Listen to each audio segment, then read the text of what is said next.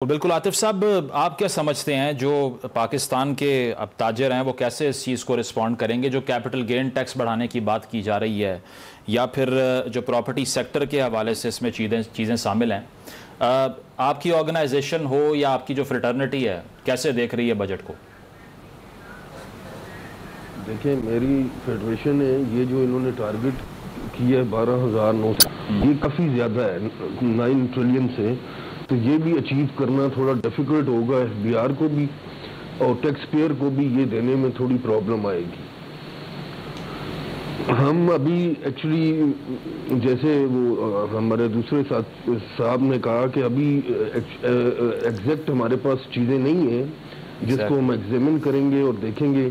एफपीसीसीआई 75 chambers और 150 trade bodies को represent करती है। हमने बहुत सारी प्रपोजल भेजी थी इनको, बोर्ड को, जिससे हमारी मीटिंग भी हुई, फाइनेंस मिनिस्टर साहब से भी हुई। तो काफ़ी पॉजिटिव थी चीज़ें, पर अभी सेलिएंट फीचर्स हैं उनमें ऐसी चीज़ कोई नज़र नहीं आ रही। अच्छा, मतलब आपको लगता है कि जो आपकी सिफारिशात थी वो सुनी नहीं गई, या आपको लगता है कि आगे चल के कुछ सूरत हाल मुख्तलिफ होगी? प्रॉपर एड्रेस नहीं हुई। हमारा मेन था कि इंटरेस्ट रेट को कम करना है, इलेक्ट्रिसिटी को।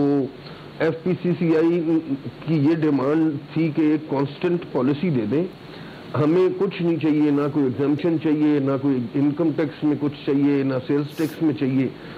टाइमली रिफंड दे दें, एक्सपोर्ट बढ़ाने के लिए इंडस्ट्रीज को सब्सिडाइज करें जो एक्सपोर्ट ओरिएंटेड यूनिट्स हैं। अच्छा, सिर्फ हमें ये दो चीज़ें कर देते ना, एनर्जी एंड इंटरेस्ट रेट, तो हम रीजनल जो हमारे बाकी कंट्रीज हैं उससे हमारा डबल है ये फ्यूल कॉस्ट। अच्छा, तो इससे हमारा compete करना बड़ा मुश्किल हो रहा है।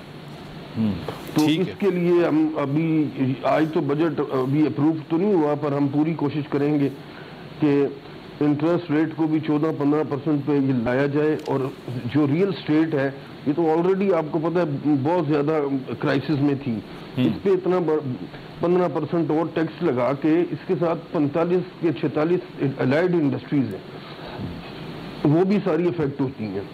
ठीक, हम ये चाहेंगे कि इसको रियल स्टेट सेक्टर को भी सपोर्ट किया जाए। सही, मतलब रियल एस्टेट सेक्टर और दीगर सेक्टर्स पे आपको लगता है कि अब भी कुछ बात हो सकती है।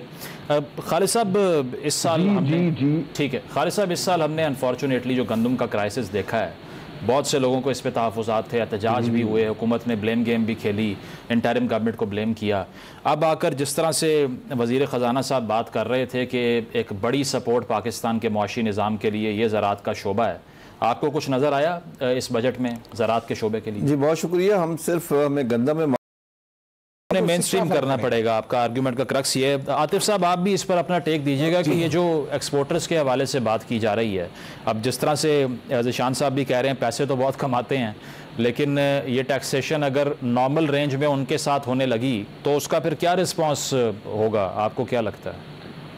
एक्सपोर्ट और हमारी कम हो जाएगी, ऑलरेडी बहुत कम है एक्सपोर्ट, हम compete नहीं कर पा रहे, और ग्रेजुअली करना चाहिए था, ठीक है, आई एग्री, पर एकदम इतना ज़्यादा नहीं करना चाहिए था। अच्छा, लेकिन इसके साथ साथ अगर देखा जाए तो टैक्सेशन सैलरी क्लास पर भी तो हो रही है ना। वो आर्ग्यूमेंट यही होता है कि फिर सारा टैक्स तनख्वाहदार तबके नहीं देना है और किसी ने नहीं देना पाकिस्तान में।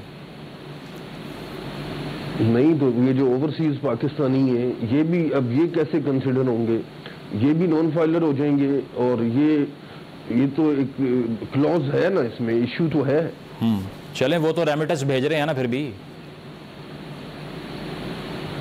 हाँ, देखते हैं, अभी ये चीजें जरा कल तक परसों तक ठीक आएंगी सामने, सारा कुछ होगा तो मेरा ख्याल चीजें ज्यादा अच्छी डिफाइन हो सकेंगी। और जो टेक्सटाइल सेक्टर का आपको लगता है 18% इंक्रीज है, ये इसके अलावा जो दीगर इंडस्ट्रीज हैं, अगर हर कोई रेजिस्ट करता है इस सारी टैक्सेशन को, तो गवर्नमेंट फिर इम्प्लीमेंट कैसे करेगी अपने इस इकोनॉमिक एजेंडा को? क्योंकि चैलेंज पहले भी ये रहा है, बहुत से पहले भी एफबीआर के चेयरपर्सन आ चुके हैं जो कहते हैं कि जो हम प्लान लेकर आते हैं, फॉर्मूला लेकर आते हैं, इम्प्लीमेंट कराने की रेट ही मौजूद नहीं होती। नहीं, इकोनॉमी की पोजीशन ऐसी है कि हम सबको चाहिए कि कोऑपरेट करें, और टैक्स हर बंदे का फर्ज है, टैक्स देना चाहिए। सही, ठीक है, एक ब्रेक शामिल कर लेते हैं। ब्रेक के बाद खालिद साहब से, अली साहब से मजीद जो सैलरी क्लास के बारे में और एग्रीकल्चर